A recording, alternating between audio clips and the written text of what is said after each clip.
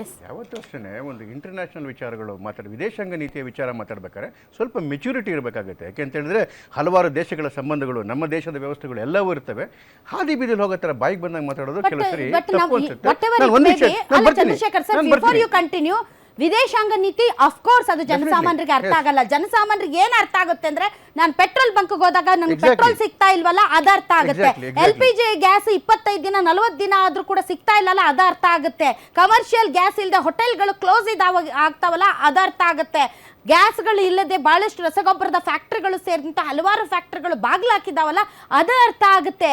So ಅರ್ಥ ಮಾಡಿಸ್ಬೇಕಾಗಿರೋದು ವಿದೇಶಾಂಗ ನೀತಿಯನ್ನ ಜನಸಾಮಾನ್ಯರಿಗೆ. ಖಂಡಿತ ಅದೇ ಮಾತನ್ನೇ ಮೋದಿಯವರು ಮಾತಾಡ್ತಿರೋದು. ಇಡೀ ಜಗತ್ತಿನಲ್ಲಿ ಮಹಾಮಾರಿ ಕೊರೋನಾ ಬಂದಾಗ ಇಡೀ ಜಗತ್ತಲ್ಲಿ ಯಾವುದಾದ್ರೂ ದೇಶ ಅತ್ಯಂತ ಕಡಿಮೆ ಎಫೆಕ್ಟ್ ಆಗಿದ್ದು, ಕಡಿಮೆ ಜೀವಗಳು ಹೋಗಿದ್ದು, ಅಥವಾ ಕಡಿಮೆ ಅದರಲ್ಲಿ ಫಲ ತಿಂದಿದ್ದು ಅಂತ ಹೇಳಿದ್ರೆ ಅದು Bharat. Because India is in the safest hands. ಇವತ್ತು ಕೂಡ ಜಗತ್ತಲ್ಲಿ ಕೇವಲ ಒಂದು ನಿಮಿಷ, ಜಗತ್ತಲ್ಲಿ ಈ ಯುದ್ಧದ ಸನ್ನಿವೇಶದಲ್ಲಿ 29ನೇ ದಿವಸದಲ್ಲಿ ಜಗತ್ತು 10 ಸೆಕೆಂಡ್ ತಡಿಲೇಬೇಕು. ಕೊರೋನಾದಿಂದ ಅತ್ಯಂತ ಕಡಿಮೆ ಎಫೆಕ್ಟ್ ಆಗಿದೆ ಅನ್ನೋ ವಾದವನ್ನ ನಾನು ಒಪ್ಕೊಳ್ಳೋದಿಕ್ಕೆ ಲಕ್ಷಾಂತರ ಜನ ಪ್ರಾಣ ಕಳ್ಕೊಂಡು ಎಷ್ಟೋ ಜನ ಮತ್ತೆ ತಮ್ಮ ಒಂದು ಜೀವನವನ್ನ ಕಟ್ಟಿಕೊಳ್ಳಕ್ಕಾಗದೆ ವಿಲವಿಲ ಅಂತ ಒದ್ದಾಡ್ತಾ ಇದ್ದಾರೆ. ಕೊರೋನಾ ಕೊಟ್ಟಂತ ಏಟ್ ಇದೆಯಲ್ಲ, ಅದು ತುಂಬಾ ದೊಡ್ಡದು. ಇವತ್ತು ಕೂಡ ನೋಡಿ, ಈ ದೊಡ್ಡ ಜಾಗತಿಕ ಸಮಸ್ಯೆ ಒಳಗಡೆ ಯುದ್ಧ ಭಾರತದಲ್ಲ, ಎಲ್ಲೋ ಬೇರೆ ದೇಶಗಳಲ್ಲಾಗಿ ಮಧ್ಯಪ್ರದೇಶದಲ್ಲಾಗ್ತಿರೋದು, ಅವ್ರ ಮೇಲೆ ಇಸ್ರೇಲು ಅಮೆರಿಕ ಅಟ್ಯಾಕ್ ಮಾಡ್ತಿರೋದು, ಸಫರ್ ಜಗತ್ತಿನ ಎಲ್ಲ ದೇಶಗಳಾಗಿದ್ದಾವೆ. ಇವತ್ತಿನ ಪರಿಸ್ಥಿತಿನಲ್ಲಿ ಇಡೀ ಜಗತ್ತಲ್ಲಿ ಕೇವಲ 3 ದೇಶಗಳು ಮಾತ್ರ ಆಯಿಲ್ ಪ್ರೈಸ್ ಅನ್ನು ಜಾಸ್ತಿ ಮಾಡಿಲ್ಲ. ಕೇವಲ 3 ದೇಶಗಳು, ಒಂದು ಇಂಡೋನೇಷ್ಯಾ, ಮತ್ತೊಂದು ಇರಾನು, ಯಾವ್ದು ಯುದ್ಧದಲ್ಲಿ ಇದೆಯಲ್ಲ ಇರಾನು, 3ನೇ ದೇಶ ಭಾರತ. ಅದು ಬಿಟ್ಟರೆ ಈವನ್ ಕತಾರು 3% ಜಾಸ್ತಿ ಮಾಡಿದೆ. ಯಾರು ಆಯಿಲ್ನ ಪ್ರೊಡ್ಯೂಸ್ ಮಾಡ್ತಾರಲ್ಲ ಆ ದೇಶಗಳು, ಕತಾರು, UAE ಎಲ್ಲವೂ ಜಾಸ್ತಿ ಮಾಡಿದ್ದಾವೆ.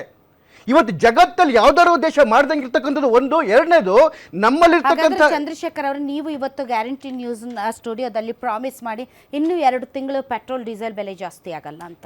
ಆಲ್ರೆಡಿ ನೈರಾ ಪೆಟ್ರೋಲ್ ಬಂಕ್ ಅಲ್ಲಿ 2 ರಿಂದ 3 ರೂಪಾಯಿ ಜಾಸ್ತಿ ಮಾಡಿದ್ದಾರೆ ಸರ್. ಜಾಗತಿಕ ಸಮಸ್ಯೆ. ನಾನು ಬರ್ತಾ ಇದ್ದೀನಿ, ನಿಮ್ಮ ವಿಷಯಕ್ಕೆ ಬರ್ತಾ ಇದ್ದೀನಿ. ನೀವು ಬೆಂತಟ್ಕೊಳ್ತಿದ್ದೀರಲ್ಲ, ಇರೋ ವಿಷಯ ಜನಗಳ ಮುಂದೆ ಹೇಳಬೇಕಲ್ಲ. ಮೋದಿ ಅವರು ಮಾಡ್ತಿದ್ದು ಅದನ್ನೇ ನೋಡಿ. 2014ರಲ್ಲಿ ನಮ್ಮ ಸ್ಟೋರೇಜ್ ಕೆಪಾಸಿಟಿ ಏನಿತ್ತು 0.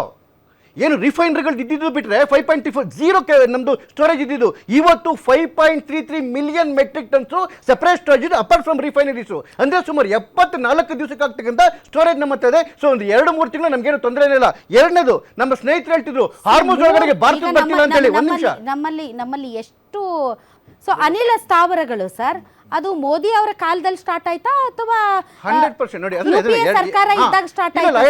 100% ನಾನು ಹೇಳ್ತಿರೋದು ಎಷ್ಟು ಯಾವಾಗ ಆರಂಭ ಆಯ್ತು, ಯಾವಾಗ ಫಿನಿಶ್ ಆಯ್ತು, ಮೋದಿ ಅವರ ಕಾಲದಲ್ಲಿ ಎಷ್ಟು ಅವರು ಸ್ಟಾರ್ಟ್ ಮಾಡಿದ್ರು, ಅದ್ರ ಬಗ್ಗೆ 2014ಕ್ಕೆ ಮುಂಚೆ ರಿಫೈನರಿಗಳು ಬಿಟ್ಟರೆ ಬೇರೆ ಸ್ಟೋರೇಜ್, ಗೌರ್ಮೆಂಟ್ ಸ್ಟೋರೇಜು 0. ಮೋದಿಯವ್ರು ಬಂದಮೇಲೆ 2014 ಬಂದಮೇಲೆ ವಿಶಾಖಪಟ್ಟಣಂ, ಮಂಗಳೂರು ಮತ್ತು ಪಡೂರು 3 ಒಳಗಡೆಗೆ ಮತ್ತೆ ಇದ್ರದ್ದು ಏನು ರಿಫೈನರಿಗಳು ಸೇರಿ 5.33 ಮಿಲಿಯನ್ ಮೆಟ್ರಿಕ್ ಟನ್ಸ್ ಆಫ್ ಇದು ಆಯಿಲ್ ನಮ್ಮ ಹತ್ರ ಸ್ಟಾಕ್ ಇರ್ತಕ್ಕಂಥದ್ದು. 73ರಿಂದ 74 ದಿವಸಕ್ಕೆ ಬೇಕಾಗ್ತಕ್ಕಂಥ ಸ್ಟಾಕು. ಅಪಾರ್ಟ್ ಫ್ರಮ್ ಏನು ಈ ರೈಸ್ ಸ್ಟೋರೇಜ್ ಇದೆ ಈ ರಿಫೈನರಿಗಳು ಮತ್ತು ಏನು ಪೆಟ್ರೋಲ್ ಬಂಕ್ಗಳಲ್ಲಿ, ಅದು ಬಿಟ್ಟು ಅಂದರೆ ಆಲ್ಮೋಸ್ಟ್ ನಮಗೆ 2.5 ತಿಂಗಳು ನಮಗೆ ಕಂಫರ್ಟಬಲ್ ಆಗಿ ಆಗ್ತಕ್ಕಂಥ ವ್ಯವಸ್ಥೆ. 2.5 ತಿಂಗಳು ಕಂಫರ್ಟಬಲ್ ಆಗಿಲ್ಲ, 5-6 ದಿನಕ್ಕೇನೆ ಕೇಯಾಸ್ ಸೃಷ್ಟಿ ಆಯ್ತು. ಸೃಷ್ಟಿಯಾಗಿಲ್ಲ ಮೇಡಮ್, ಅದನ್ನೇ ಹೇಳ್ತಾ ಇರೋದು. ಸೃಷ್ಟಿಯಾಗಿಲ್ಲ. ಒಂದು ನಿಮಿಷ ಹೇಳ್ತಾ ಇದ್ದೀವಲ್ಲ. ಒಂದು, ಆ ಪೆಟ್ರೋಲ್ ಬ್ಯಾಂಕ್ ಅವರ ಫೈನಾನ್ಷಿಯಲ್ ಪ್ರಾಬ್ಲಮ್. ನೀವು ದುಡ್ಡು ಕೊಡ್ತಾ ಇದೀವಿ, ಕೊಡ್ತಿಲ್ಲ ಅಂತ ಹೇಳ್ತಿಲ್ಲ. ಕ್ರೆಡಿಟ್ ಫೆಸಿಲಿಟಿಗಳು ಅದು ದಿನಕ್ಕೆ ಬದಲಾವಣೆ ಆಗ್ತಾ ಇರುತ್ತೆ. ಈ ಸಂದರ್ಭದಲ್ಲಿ ಆಗಬೇಕಾ? ಈ ಸಂದರ್ಭದಲ್ಲಿ, ಯುದ್ಧದ ಸಂದರ್ಭದಲ್ಲಿ ಆಗ್ಬೇಕಾಗಿರೋದು, ಮಿಕ್ಕಿ ಸಂದರ್ಭದಲ್ಲಿ ಆಗಲ್ಲ. ನೀವು ನೀವು ತುಂಬಾ ದಪ್ಪ ಇದ್ದೀರಾ, ಅದರಲ್ಲೂ ಯಾವುದೇ ಸೈಡ್ ಎಫೆಕ್ಟ್ ಇಂದ ಸಣ್ಣ ಆಗ್ಬೇಕಾ? ಎಷ್ಟೋ ಜನ ಹೇಳ್ತಾ ಇದ್ರಿ, ಸರ್ ನಾನು ಜಿಮ್ಗೆ ಹೋಗ್ತಾ ಇದ್ದೀನಿ ಆದ್ರೂ ಸಣ್ಣ ಆಗ್ತಾ ಇಲ್ಲ ಸರ್, ವರ್ಕೌಟ್ ಮಾಡ್ತಾ ಇದ್ದೀನಿ ಆದ್ರೂ ಸಣ್ಣ ಆಗ್ತಾ ಇಲ್ಲ ಅಂತ ಹೇಳ್ತಾ ಇದ್ರಲ್ಲ. 100% ಯಾವ ಜಿಮ್ಗೂ ಹೋಗ್ದಂಗೆ, ವರ್ಕೌಟು ಮಾಡ್ದಂಗೆ ನೀವು ಸಣ್ಣ ಆಗ್ಬೋದು.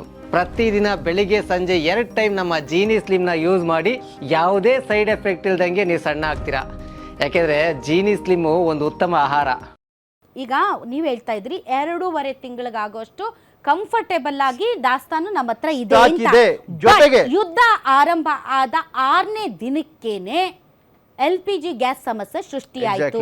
ಹೋಟೆಲ್ಗಳು ಬಂದಾದವು, ವೆರಿ ಬ್ಯೂಟಿಫುಲ್ ಮತ್ತು ಕ್ವೆಶ್ಚನ್ ಕಮರ್ಷಿಯಲ್ ಎಲ್ಲ ಉತ್ತರ ಕೊಡ್ತೀನಿ, ಅದಕ್ಕೆ ಸಮಯ ಕೊಡಿ. ಏನಕ್ಕಾಯ್ತು ನೀವು ಅಂದ್ರೆ ಹೇಳ್ತಿರೋದಕ್ಕೂ ಆನ್ ಗ್ರೌಂಡ್ ರಿಯಾಲಿಟಿಗೂ ತುಂಬಾ ವ್ಯತ್ಯಾಸ ಇದೆ. ಎರಡು ಕೇಳಕ್ ಚೆನ್ನಾಗಿದೆ, ಆದ್ರೆ ಆನ್ ಗ್ರೌಂಡ್ ಅದು ಆಗ್ತಾ ಈ ಇಲ್ಲ. ಪ್ರಶ್ನೆಗಳೆಲ್ಲದಕ್ಕೂ ಉತ್ತರ ಕೊಡ್ತೀನಿ ಮೇಡಮ್. ಮೊದಲನೇದು LPG ವಿಚಾರದಲ್ಲಿ ನೋಡಿ, ಡೀಸೆಲ್ ಮತ್ತು ಪೆಟ್ರೋಲ್ ಅದೇ ಕ್ರೂಡ್ ಆಯಿಲ್ ಆದರೆ ನಾವು 73 ರಿಂದ 74 ದಿನ ಸ್ಟೋರ್ ಮಾಡ್ತೀವಿ, ನಮಗೇನು ಸಮಸ್ಯೆ ಇರಲ್ಲ. ಅದು LPG ಸಮಸ್ಯೆ ಏನಂತ ಹೇಳಿದ್ರೆ ಅದು ಬ್ಯೂಟೇನ್ ಇರೋ ಕಾರಣಕ್ಕೋಸ್ಕರ ಮ್ಯಾಕ್ಸಿಮಮ್ ಅಂದರೆ 9 ರಿಂದ 11 ದಿವಸ ಮಾತ್ರ ನಮಗೆ ಸ್ಟೋರ್ ಮಾಡ್ಲಿಕ್ಕಾಗೋದು.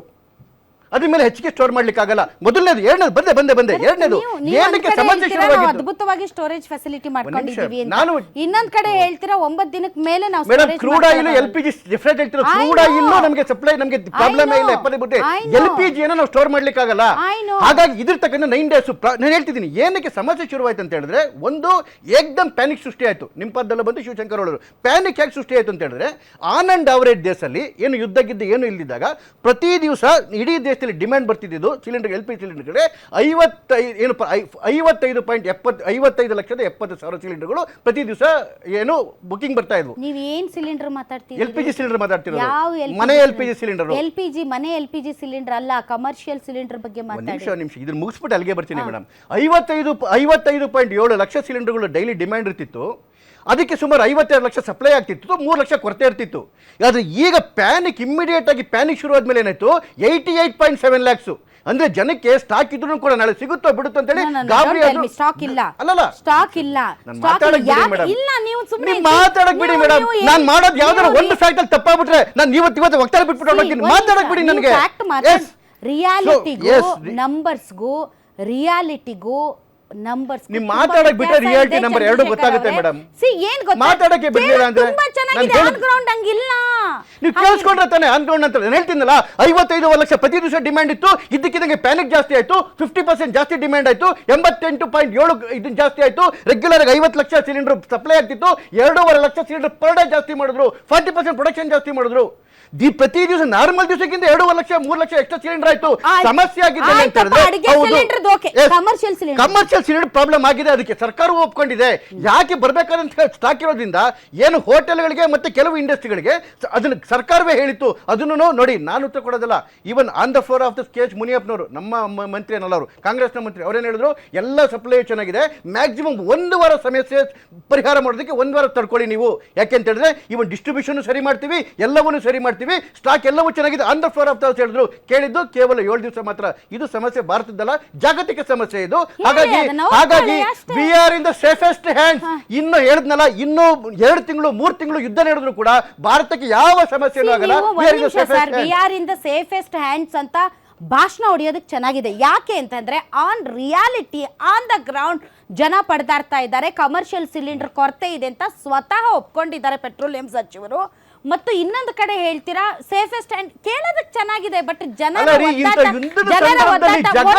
ಜಗತ್ತೇ ಇದಾದಾಗ ನಾನು ಅರ್ಧ ಗಂಟೆ ಬೇಗ ಹೇಳ್ಬೇಕು, ನಾನು ಅರ್ಧ ಗಂಟೆಗೆ ಅಲ್ಲ ಏನ್ರಿ ಇದು ಸಂಬಂಧ ಯೋಚನೆ ಮಾಡಿ. ನೀವು ಸ್ವಲ್ಪ ಜಗತ್ತಿನ ಕಡೆ ಯೋಚನೆ ಮಾಡ್ಬಿಟ್ಟು ಸಣ್ಣದಾಗಿ ಕೂತ್ಕೊಂಡು ನಮ್ಮನೆ ಅಡಿಗೆ ಮನೆಗೆ ಒಂದು ಯೋಚನೆ ಮಾಡಬೇಡಿ. ನೀವು ಜಗತ್ತಿನ ಸಮಸ್ಯೆ ಅದು, ನೀವು ದಾರಿ ತಪ್ಪಿಸ್ಬಾರ್ದ್ರಿ. ನೀವು ಜನಗಳಿಗೆ ಒಳ್ಳೆ ದಾರಿ ತೋರಿಸ್ಬೇಕು. ನಾನು ಇಲ್ಲ ಅಂತ ಹೇಳಿದ.